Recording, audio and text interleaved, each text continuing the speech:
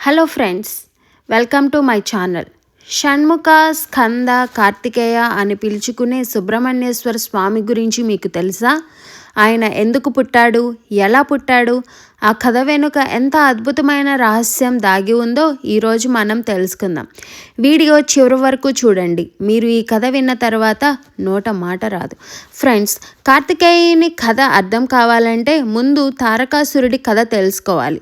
పూర్వం తారకాసురుడు అనే మహారాక్షసుడు ఉండేవాడు. అతను బ్రహ్మదేవుని గురించి ఎంతో కఠినమైన తపస్సు చేశాడు. వేల సంవత్సరాలు తింటూ తాగుతూ సుఖంగా ఉండే వాటిని వదిలేసి అడవిలో కూర్చొని తపస్సు చేసిన మనిషి అంటే మాటలు కాదు కదా. అతని తపస్సుకు మెచ్చి బ్రహ్మదేవుడు ప్రత్యక్షమయ్యాడు. నాయనా, నీ తపస్సుకు మెచ్చాను, వరం కోరుకో అన్నాడు. అప్పుడు తారకాసురుడు చాలా తెలివిగా ఒక వరం కోరాడు. బ్రహ్మదేవా, నాకు మరణం లేకుండా చెయ్యి అన్నాడు.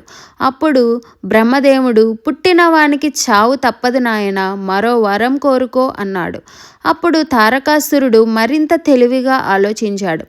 సరే, శివుని కొణుగు తప్ప వేరే ఎవరి చేతుల్లోనూ నాకు మరణం కలగకూడదు అని కోరాడు. ఇక్కడే అసలు సమస్య మొదలవుతుంది. వరం పొందిన తారకాసురుడు మారిపోయాడు. 3 లోకాలను జయించాడు, దేవతలను వణికించాడు, ఇంద్రుని సింహాసనాన్ని కూడా లాక్కున్నాడు. దేవతలందరూ భయపడ్డారు, ఎందుకంటే శివుని కొడుకు మాత్రమే తారకాసురుని చంపగలడు. కానీ ఆ సమయంలో శివుడు సతీ వియోగంతో తీవ్రమైన తపస్సులో ఉన్నాడు. అతని మనస్సు ప్రపంచం వైపు లేదు. దేవతలు బ్రహ్మదేవుని దగ్గరకు వెళ్ళారు. మాకు దారి చూపించు అని ప్రార్థించారు. బ్రహ్మదేవుడు, శివుని తపస్సు భగ్నం చేయాలి, ఆయన పార్వతిని వివాహమాడాలి, వానికి పుట్టిన కొడుకే తారకాసురుని చంపగలడు అన్నాడు. కానీ శివుని తపస్సు భగ్నం చేయటం అంటే మాటలా? దేవతలు మన్మధుని దగ్గరకు వెళ్ళారు. మన్మధుడంటే ప్రేమదేవుడు. అతని పూల బాణాలు తగిలితే ఎవరైనా ప్రేమలో పడతారు. మన్మథ, నువ్వు వెళ్ళి శివుని తపస్సు భగ్నం చెయ్యి, శివుడు పార్వతి మీద మనసు పడేలా చెయ్యి అని కోరారు. మన్మధుడు భయపడ్డాడు. శివుడు మహాదేవుడు, ఆయన తపస్సు భగ్నం చేస్తే నన్ను శపిస్తాడు అన్నారు. కానీ దేవతలందరి మొర విని మన్మధుడు ఒప్పుకున్నాడు. రతి సహితంగా హిమాలయాలకు బయలుదేరాడు. శివుడు కూర్చున్న చోటికి వెళ్ళాడు. పక్కనే పార్వతి తపస్సు చేస్తుంది. మన్మధుడు తన పూల విల్లు తీసుకున్నాడు. బాణం సంధించాడు, వదిలాడు. ఆ బాణం శివుని మనస్సును తాకింది. శివుడు కళ్ళు తెరిచాడు. పార్వతి కనిపించింది. కానీ అదే క్షణంలో శివుడు మన్మధుడు చేసిన పని అర్థమైంది. శివుడు 3వ నేత్రం తెరిచాడు. ఆ నేత్రం నుండి భయంకరమైన అగ్ని వెలువడింది. మన్మధుడు భస్మం అయిపోయాడు. రతీదేవి భర్తను పోగొట్టుకొని బోరున ఏడ్చింది. అందరూ శివుని ప్రార్థించారు. శివుడు కరుణించి మన్మధుడు రతికి మాత్రం కనిపిస్తాడని వరం ఇచ్చాడు. మన్మధుని బాణం శివుడి మనస్సు తాకినా ఆయన పార్వతిని అంత సులభంగా అంగీకరించలేదు. పార్వతి నిరాశపడలేదు. ఆమె శివుని కోసం తీవ్రమైన తపస్సు మొదలుపెట్టింది. ఎండలో నిలబడింది, చలిలో నీళ్లల్లో కూర్చుంది, ఆకులు తిని బతికింది. ఇలాంటి కఠోర తపస్సు చేసింది. శివుడు పార్వతి నిజాయితీని పరీక్షించటానికి ముసలి బ్రాహ్మణుడి వేషంలో వచ్చాడు. అమ్మా, నువ్వు ఎందుకు తపస్సు చేస్తున్నావు అడిగాడు. శివుడిని పెళ్లాడటానికి అంది పార్వతి. శివుడా? ఆయన శ్మశానంలో ఉంటాడు, పాముల్ని చుట్టుకుంటాడు, భూతాలతో తిరుగుతాడు, అలాంటి వాడిని పెళ్లి చేసుకుంటావా అని ముసలి బ్రాహ్మణుడు అన్నాడు. పార్వతి కోపంగా, శివుడే నాకు తగినవాడు, ఇక్కడి నుండి వెళ్ళు అంది. అప్పుడు శివుడు నిజస్వరూపం ధరించాడు. పార్వతి భక్తికి నిజాయితీకి మెచ్చాడు. వివాహానికి ఒప్పుకున్నాడు. శివపార్వతి వివాహం అత్యంత వైభవంగా జరిగింది. సకల దేవతలు హాజరయ్యారు. బ్రహ్మదేవుడు వివాహం జరిపించాడు. సప్త ఋషులు ఆశీర్వదించారు. అన్ని లోకాలు సంతోషించాయి. తారకాసుర వధకు కాలం సమీపిస్తుందని దేవతలు సంతోషపడ్డారు.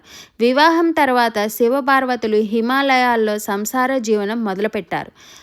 ఒకనాడు పార్వతీ పరమేశ్వరులు ఏకాంతంలో ప్రణయానందంగా ఉన్న సమయంలో అగ్నిదేవుడు పావురం రూపంలో వారి ఏకాంత మందిరంలోనికి ప్రవేశిస్తాడు.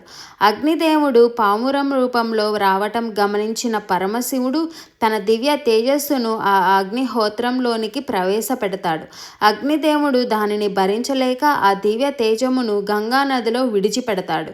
ఆ తేజము ఆ సమయమునందు ఆ నదిలో స్నానమాడుచున్న షట్కృతికల దేవతల గర్భాన్న ప్రవేశిస్తుంది. ఆ రుద్ర తేజమును వారు భరించలేక రెల్లు పొదలలో విసర్జిస్తారు. ఆ రెల్లు పొదల్లో ఒక అద్భుతం జరిగింది. 6 మొగ్గలు పూసాయి. ఆ మొగ్గల నుండి 6 శిశువులు జన్మించారు. అప్పుడు ఆకాశంలో కృతికా నక్షత్రాల 6 అప్సరసలు దిగివచ్చారు. వారు ఆ 6 శిశువులను తమ చేతుల్లో తీసుకున్నారు. ఒక్కో అప్సరస ఒక్కో శిశువుకు పాలు ఇచ్చింది.